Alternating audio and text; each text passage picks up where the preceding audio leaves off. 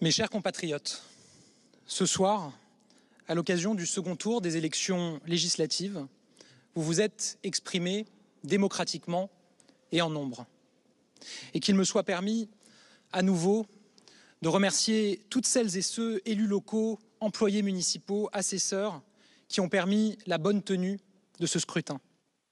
Je tiens à féliciter les 577 députés nouvellement élus.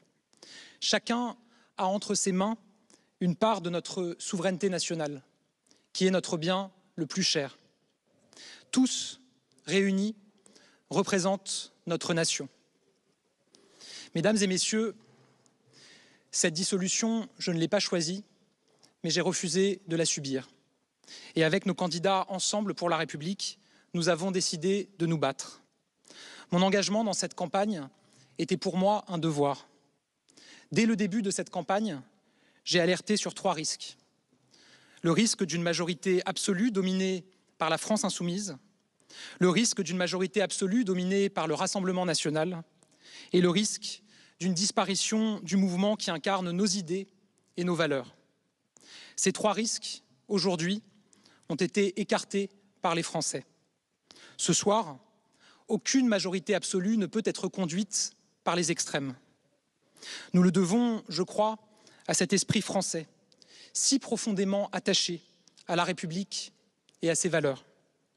Ce soir, le courant politique que j'ai représenté au cours de cette élection, celui de la République et du progrès, celui de l'autorité et du travail, celui de la transition écologique et de la construction européenne, est bel et bien vivant. Grâce à notre détermination, grâce à la force de nos valeurs, nous avons tenu et nous sommes debout, avec 3 fois plus de députés que ce que donnaient certaines estimations au début de cette campagne. J'ai évidemment une pensée pour tous les candidats Ensemble pour la République, et notamment pour ceux qui ont malheureusement perdu cette élection. Je pense aussi à ceux qui se sont désistés dans l'entre-deux-tours. À tous, je veux leur dire mes remerciements, mon affection et ma fidélité absolue. Mesdames et messieurs, être Premier ministre est l'honneur de ma vie. Partout où je suis allé, j'ai eu à cœur de vous rencontrer, de vous parler, de vous écouter. Tout ce que vous m'avez dit m'a fait réfléchir. Le lien que nous avons tissé est ce que j'ai de plus précieux. Ce soir, la formation politique que j'ai représentée dans cette campagne, quand bien même elle a réalisé un score 3 fois supérieur à ce qui était prédit ces dernières semaines, ne dispose pas d'une majorité. Ainsi, fidèle à la tradition républicaine et conformément à mes principes, je remettrai demain matin ma démission au président de la République. Je sais qu'à la lumière des résultats de ce soir, bon nombre de Français ressentent une forme d'incertitude sur l'avenir, puisqu'aucune majorité absolue ne se dégage. Notre pays connaît une situation politique sans précédent et se prépare à accueillir le monde dans quelques semaines. Aussi, j'assumerai bien évidemment mes fonctions aussi longtemps que le devoir l'exigera. Il ne peut en être autrement à la veille d'échéances si importantes pour notre pays. Sens du devoir et respect de la souveraineté du peuple, voilà l'image que je me fais des fonctions de Premier ministre. Mesdames et messieurs, ce soir, une nouvelle ère commence. Une nouvelle ère pour notre nation. À compter de demain, le centre de gravité du pouvoir sera, par la volonté des Français, désormais plus que jamais entre les mains du Parlement, entre les mains des représentants de la nation et donc entre les mains de nos concitoyens. Notre responsabilité est immense. Je ne me résous pas et ne me résoudrai jamais à ce que l'offre politique soit scindée en 3 blocs, dont chacun cherche la disparition des 2 autres. Parce que ce n'est pas la France et parce que ce n'est pas le peuple français.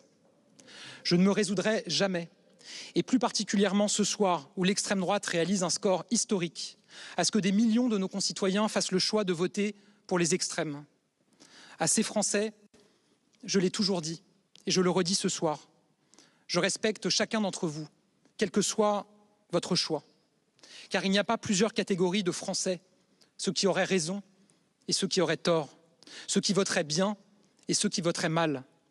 Il y a des vies plus difficiles que d'autres et ce sont ces vies que nous avons l'obligation de rendre meilleures.